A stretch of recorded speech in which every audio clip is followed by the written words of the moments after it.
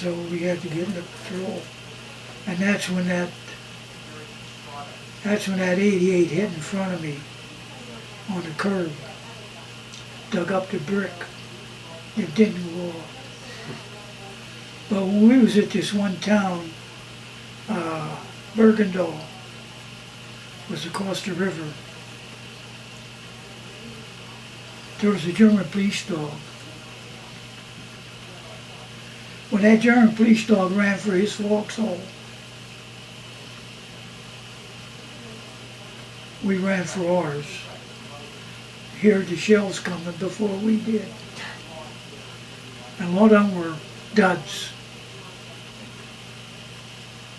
A lot of them. I thank the prisoners that they was working in these factories, that they stuffed them with rags instead of powder.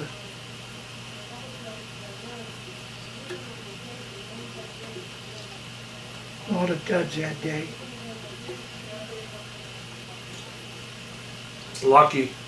That's really lucky. Yeah, we was lucky too. But there was a jam factory in this town, this little town. And a couple of the guys got in a Jeep and stole one of them there carts in the back. And they went in that factory and they got a barrel of wine. So we was filling those canteens up.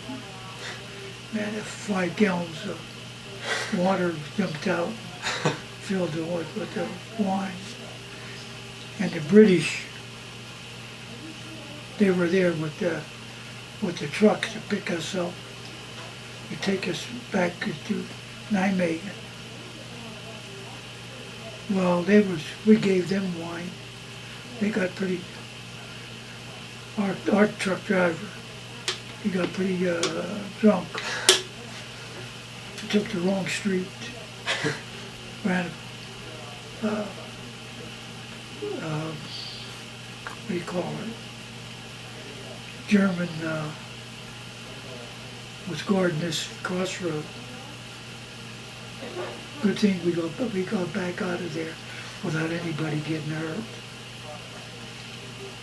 Went across the bridge and then into Nijmegen.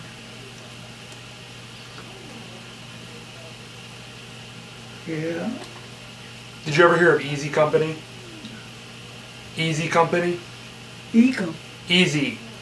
Easy Company. Yeah, they're a paratrooper division in 101st. They're E Company. Easy Company would be E Company. Oh, I didn't hear you say the letter. Yeah. Yeah. 101st. Yes, they're a part of the 101st. I don't know. You never heard of them? Yeah, they were like, they made a show about them, and it's just like explaining their like life throughout the war and everything, and they were like some of the best. They were in Bastogne. I think they did the Battle of the Bulge. I know they did D-Day. Yeah. And Operation Monkey Garden. Yeah, but I'm pretty sure. Yeah, they would have done the Battle of the Bulge. Oh yeah, they jumped in yeah, the 101st did. Yeah. Yeah, the 101st. Yeah, so that would have been them. Yeah, never mind. And the 17th jumped in southern France. They called it the Champagne Campaign.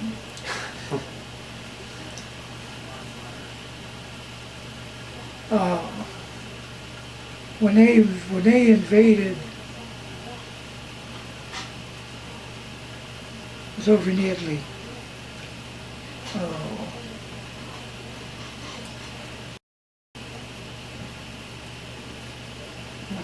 What the hell town was that along the ocean there?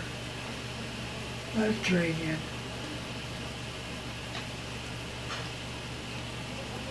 Some of the planes did that night. The paratroopers. planes went over the ships, and they weren't supposed to, and they got shot down by the American ships. How many of them I couldn't tell you. They got shot down there. I know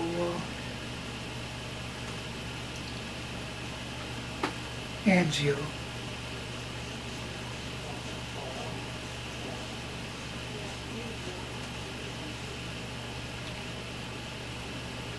I think at the time this kid from Elwood got killed.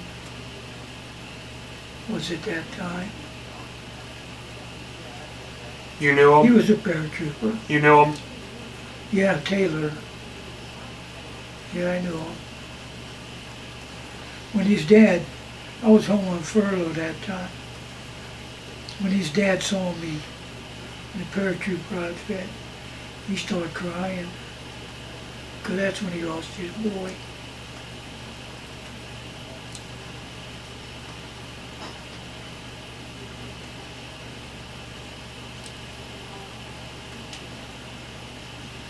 Anything else?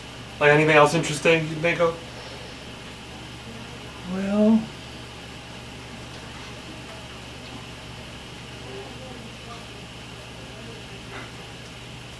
I can only say that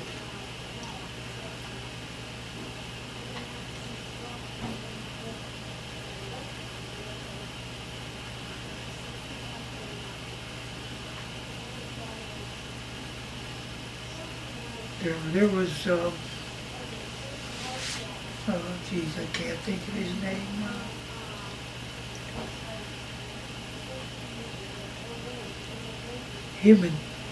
Him and Taylor could walk in front of a machine gun and would not get hit.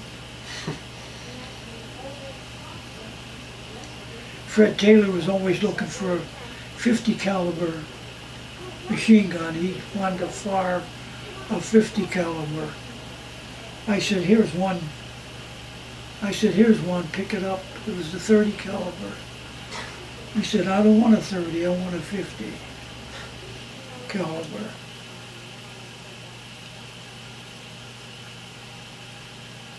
So they sent us a bunch of men that were volunteers. I volunteered, but I was too late.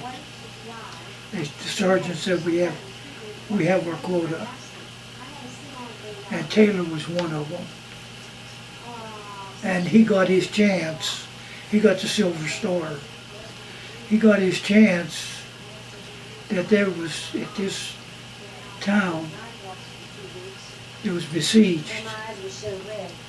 He jumped on top of this tank.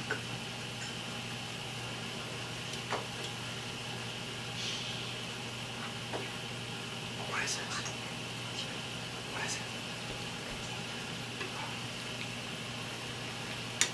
And held the Germans off. Got the Silver Star for it. Really? What's that now? It looks like zucchini. What was that? Potatoes. Potatoes. You don't want it, do you? Oh, why do you want it? No. Oh, I want it. Oh, you want it? Okay. Yeah. I'm eating some right now. I think that's yours. Looked like zucchini. Yeah, it actually kind of does. What? Well, Fred Taylor made it home. Wow.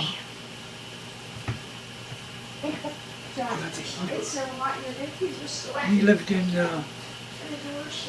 in Chicago. Never did see him again because he never came to our reunions. We had reunions every year. Different places, St. Louis, Texas, Florida, Ohio.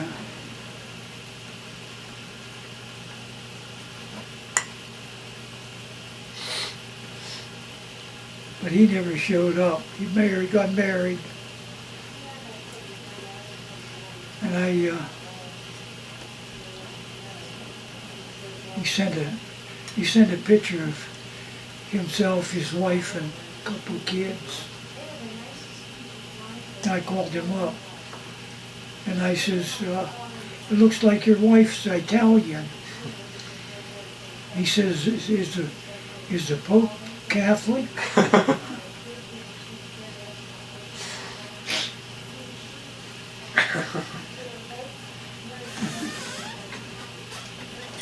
That's the last time I talked to him, and the last time. Later on, he passed away.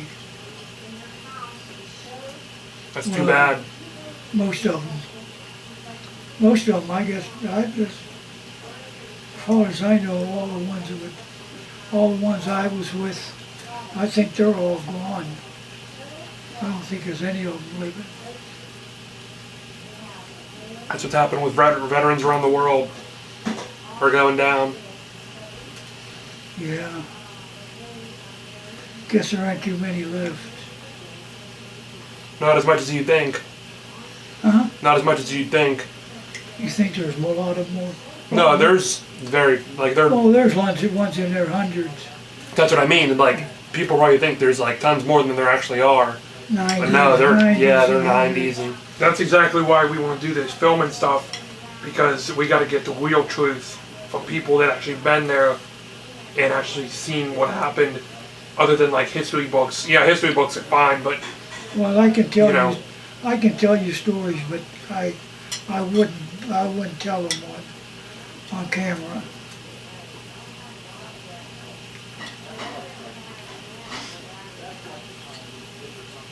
I seen this one picture. They had a reunion, like they brought soldiers back to the beaches in Normandy, and like this guy was like crying, like he was like 80 or 85 or 90, and he was like on his hands and knees, just like hugging the beach. And then there's this one other story.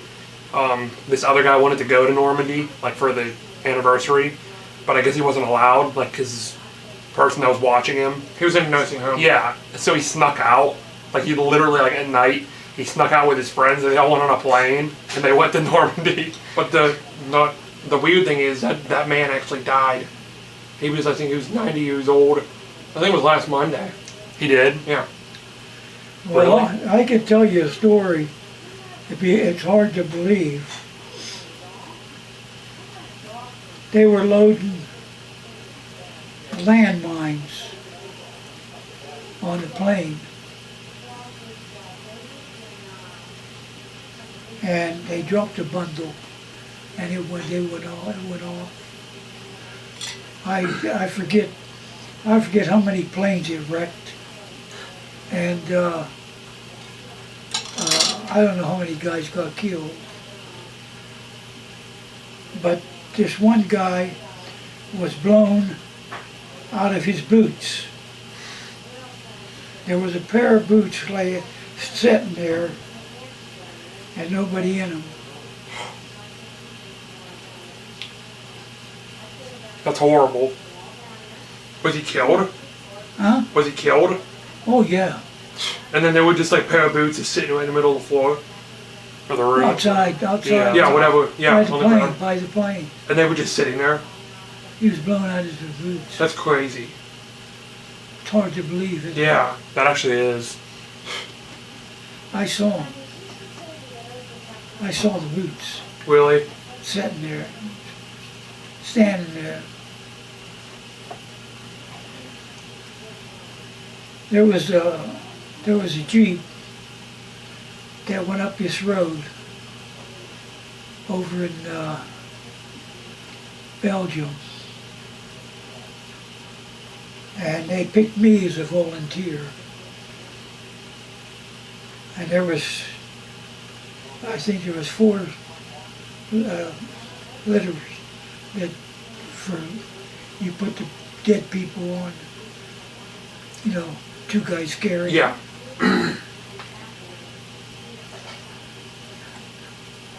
I was a volunteer. Hey Joe, go with these guys.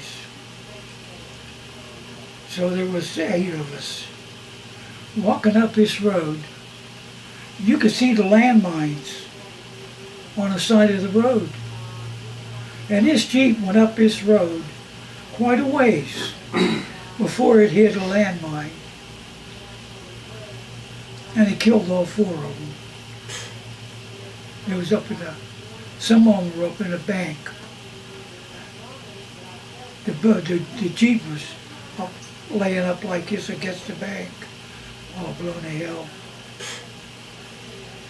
So we had to get the dead ones, put them in a stretcher, and carry them back. And you want to know something? A dead person is heavier than hell. Sorry you had to do that. Yeah. You carry 2 guys carrying a dead man, it's heavy. I mean heavy. You got tired carrying it, you rested. Set him down and rested. Yeah, I was a volunteer for that. Hey Joe, you go with them guys. That wasn't the first time that they picked you. It seems like the guys who were in the outfit from the beginning didn't pick me. They didn't pick them. They picked us replacements.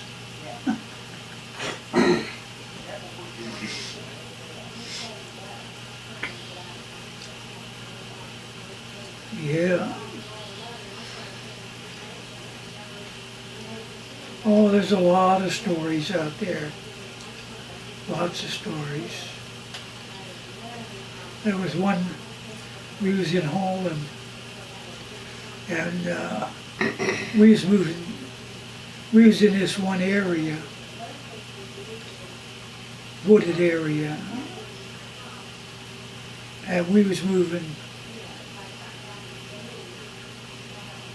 we was going, we left that area, we was going back to that area. And they was bringing German prisoners back. And this one guy lost his buddy, you know, he was really, I mean, he got broken up about him. He was terrible after that. He put his rifle on his shoulder like this. And when this German, they was running back this way. We was going that way. When this German come up there, he turned around real fast and hit him right in the face. Smashed his nose. I felt sorry for that German.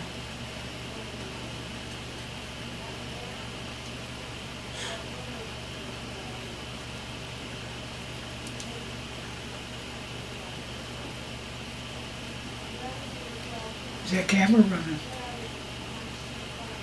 Yeah. I can't tell you other stories with the camera. Why not? I can't say it. Why? I can't. Too personal? It's, I don't want to involve anybody.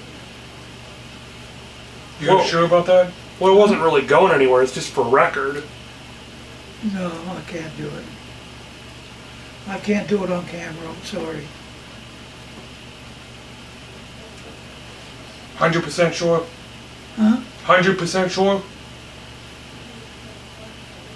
I can tell you not on camera. All right, well, I guess that's enough of the camera then. I mean, I'll respect your, Yeah, we'll respect your wishes.